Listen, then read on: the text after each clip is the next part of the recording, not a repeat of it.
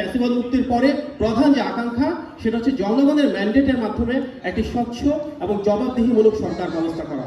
বাস্তবতা হচ্ছে এই সরকারের প্রধান ম্যান্ডেট ছিল একটি অন্তর্ভুক্তিমূলক বাংলাদেশ প্রতিষ্ঠা করা, যেখানে জনগণের ক্ষমতা নিশ্চিত হবে নির্বাচনের মাধ্যমে, এবং সেই নির্বাচন সংশ্লিষ্ট যে সংস্কারগুলো রয়েছে বিচার বিভাগের ক্ষেত্রে, জনপ্রশাসনের ক্ষেত্রে, আইন শৃঙ্খলা বাহিনীর ক্ষেত্রে এবং নির্বাচন কমিশনের ক্ষেত্রে যত দ্রুত সম্ভব সেগুলো বাস্তবায়ন করে দেশকে নির্বাচনের দিকে ধাবিত করা।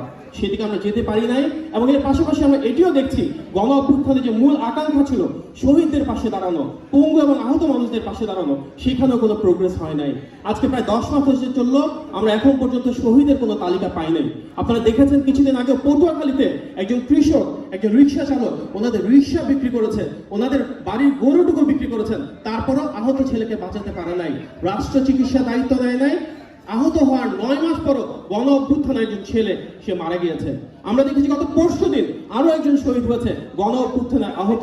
এটা অবশ্যই আমাদের জুলাই গণ অভ্যুত্থানের আকাঙ্ক্ষা ছিল না যে 10 মাস পার হওয়ার পরও রাষ্ট্র আহত যারা জুলাই যোদ্ধা তাদের দায়িত্ব নিতে পারবে না। গণ অভ্যুত্থানের একটা বড় আকাঙ্ক্ষা ছিল অবশ্যই এমন একটি বাংলাদেশ গড়ে তোলা যেখানে ম্যান্ডেটের মাধ্যমে নির্বাচিত সরকার সিদ্ধান্ত নেবে সার্বভৌমত্বের সাথে জড়িত যে বিষয়গুলো রয়েছে, সেটা বন্দরের ক্ষেত্রে, সেটা হিউম্যান ট্রান্সফারের ক্ষেত্রে, প্রত্যেকটা ক্ষেত্রে করিডোর সহ আমরা একটা নির্বাচিত সরকারের ক্ষমতায়ন চাই জনগণের মাধ্যমে। আমরা বিশ্বাস করি আমাদের নেতা বিএনপির ভারপ্রাপ্ত চেয়ারম্যান তারেক রহমানের নেতৃত্বে আমরা আজকে যেমন ফ্যাসিবাদ মুক্ত বাংলাদেশ পেয়েছি, গণতান্ত্রিক অভিযাত্রা পরে গণমানুষের ভোটাধিকার প্রতিষ্ঠার মাধ্যমে আমরা আবারও স্বাধীন, সার্বভৌম এবং গণতান্ত্রিক বাংলাদেশে ভোটের অধিকার প্রতিষ্ঠা করব ইনশাআল্লাহ।